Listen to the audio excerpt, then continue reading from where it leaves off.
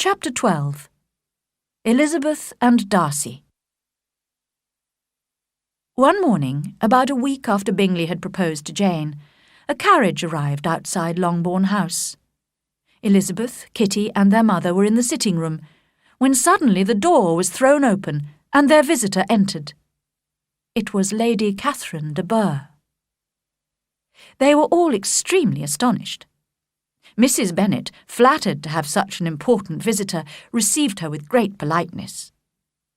After sitting for a moment in silence, Lady Catherine said very stiffly to Elizabeth, "I hope you are well, Miss Bennet. That lady, I suppose, is your mother, and that, I suppose, is one of your sisters." Elizabeth replied that she was correct in thinking so. Lady Catherine rose and said, "I would like to have a walk in your garden, Miss Bennet, if you would accompany me." "Oh, go, my dear," cried Mrs. Bennet. "Show her ladyship the different walks. I'm sure she will like them." As they passed through the hall, Lady Catherine opened the doors into the different rooms, looked in, and declared them to be reasonable-looking rooms.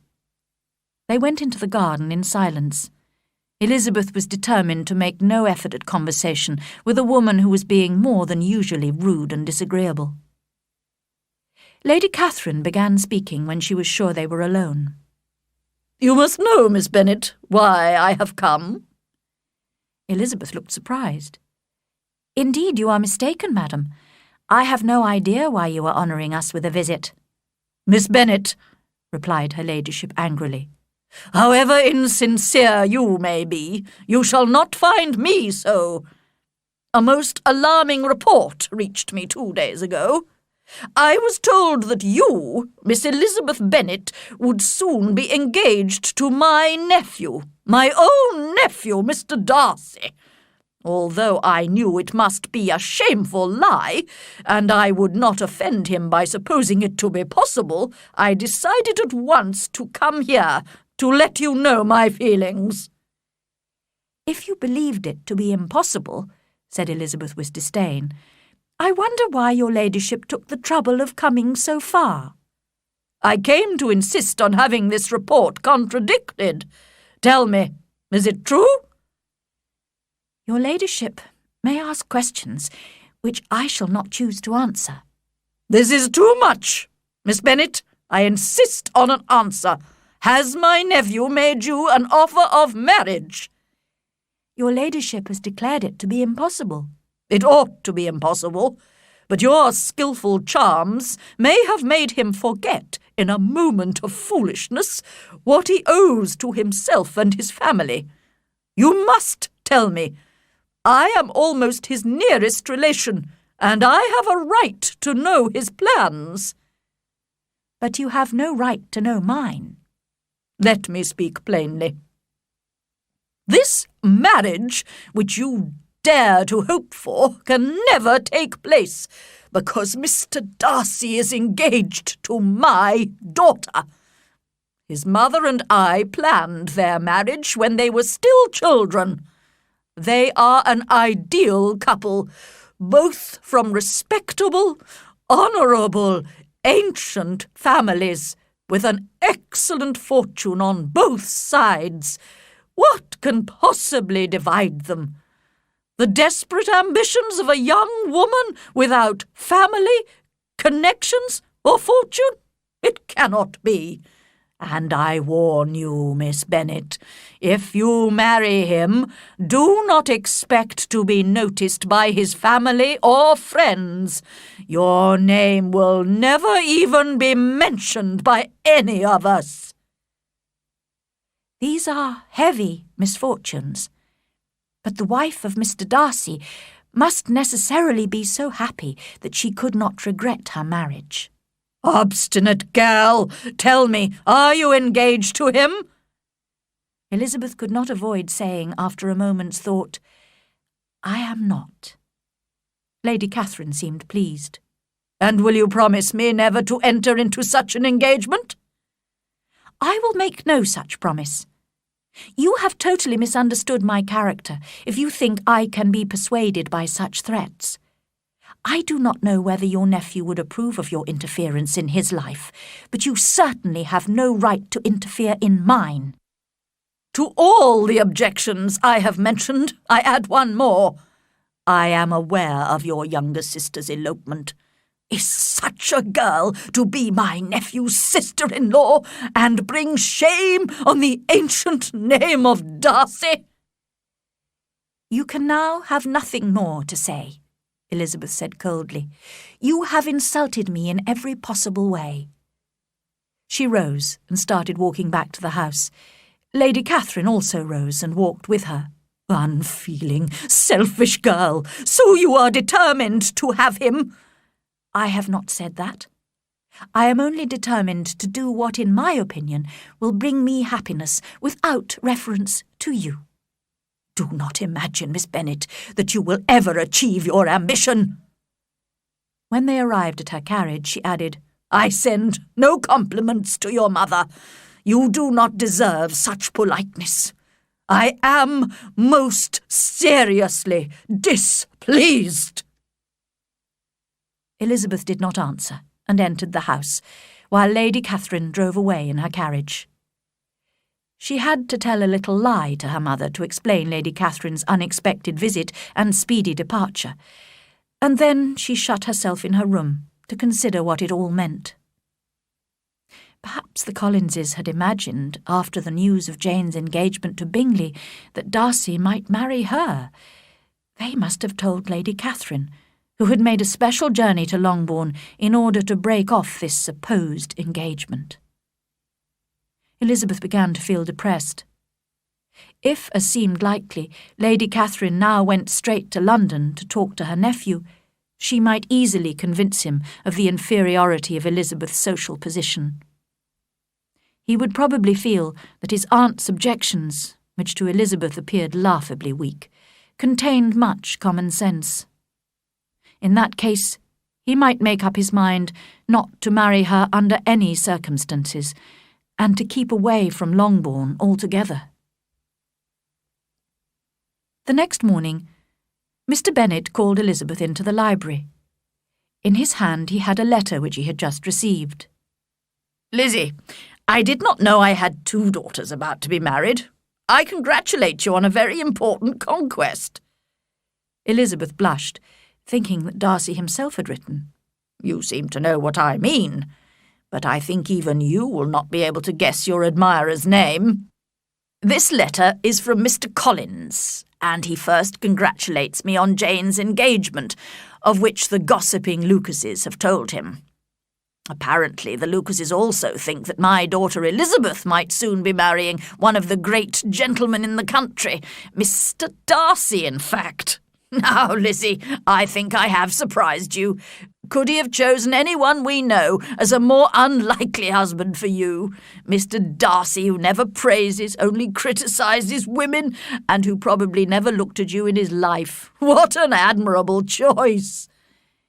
Elizabeth tried to share her father's amusement, but had never appreciated his humour so little. He goes on to say that when he dutifully gave this news to her ladyship, she made many objections, and stated that she would never agree to the marriage. He kindly gives us this information, he says, to prevent his cousin Elizabeth and her admirer from rushing into a marriage not approved by their families. Well, Lizzie, what do you think of that? I do enjoy Mr. Collins's letters, and I am delighted the Lucases thought of Mr. Darcy.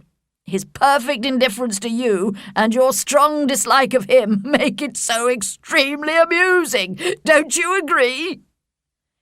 Elizabeth had great difficulty in pretending to be amused by the letter. It was necessary to laugh, when she would rather have cried. Her father had most cruelly hurt her by speaking of Darcy's indifference, and she began to wonder whether perhaps instead of his seeing too little, she might have imagined too much. In spite of Elizabeth's doubts, however, Mr. Darcy returned to Netherfield a few days later, and he and Mr. Bingley came to Longbourn soon afterwards. Bingley suggested they should all go for a walk, and while he and Jane concentrated on their own private conversation some distance away, Elizabeth found herself alone with Mr. Darcy. Taking a deep breath, she said bravely, Mr. Darcy, I can no longer stop myself from thanking you for your extraordinary kindness to my poor sister. If the rest of my family knew of it, they would add their grateful thanks to mine." "I had hoped to keep it a secret," he answered. "But if you must thank me, let it be for yourself alone. I shall not attempt to deny that wishing to give happiness to you was one of my reasons for helping your sister. But your family owe me nothing. Much as I respect them, I believe I thought only of you." Elizabeth was too embarrassed to say a word. After a short pause, he added, "You are too generous to play with my feelings. If you still feel as you did last April, tell me so at once. My affections and wishes are unchanged, but one word from you will prevent me from ever mentioning them again." Elizabeth forced herself to speak, and immediately, though hesitatingly, gave him to understand that her feelings had changed so considerably since that time that she was now grateful and pleased to accept his proposal. When Darcy heard this, he was probably happier than he had ever been before, and he expressed himself as warmly and sensibly as a man violently in love can. They walked on, without noticing in which direction. There was so much to be thought and felt and said. She soon learnt that his aunt had indeed seen him in London after her disappointing visit to Longbourn, but unluckily for her ladyship, her critical comments and description of her conversation with Elizabeth produced exactly the opposite result to what she had intended. "It taught me to hope," Darcy explained, "as I had hardly ever allowed myself to hope before. I knew that if you had decided never to marry me, you would have admitted it to Lady Catherine openly and honestly." Elizabeth blushed and laughed as she replied, "Yes, you have experienced my honesty. After scolding you so rudely to your face, I was obviously quite capable of criticising you to all your relations." "I certainly deserved all your accusations. As an only son, I was brought up to be selfish and proud, and to consider myself superior to others. I would have continued like that, if you, dearest, loveliest Elizabeth, had not taught me a lesson. I owe you a great deal for that." "And how soon I thought better of you when I read the letter you sent me. When I realised your description of events must be true, all my prejudices against you were removed." They talked of their unexpected meeting at Pemberley, which had renewed their interest in each other, of Georgiana Darcy's immediate liking for Elizabeth, and of the engagement between Jane and Bingley. "I guessed," smiled Elizabeth, "that you had given your permission for their marriage." "My permission? No. But I must admit I confessed to Bingley that I had made a mistake in supposing that your sister was indifferent to him, and I encouraged him to return to Netherfield to see if she still cared for him. I am delighted to hear of their engagement. He will be one of the happiest men in the world when he marries your sister. Only I shall be happier than him when I am fortunate enough to marry you." Their conversation continued in this way until they suddenly became aware of the lateness of the hour. They returned to Longbourn House, where they separated. That evening, Elizabeth could not help telling Jane her news. However, she almost regretted doing so when she saw the astonishment on Jane's face. At first, Jane could not believe that her sister was engaged to a man she had so disliked, and she wondered if Elizabeth could really be happy with him. But when she had been convinced by Elizabeth's explanations and promises, she was delighted, and congratulated her sister with all her heart. The next day, Mr. Darcy came to ask Mr. Bennet officially for Elizabeth's hand in marriage. Mr. Bennet also had to be persuaded that his favourite daughter could really be happy with such a proud, disdainful man.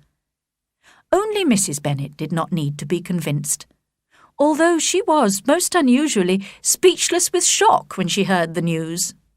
When she recovered a little, she cried, "My sweetest Lizzie, how rich you will be! have.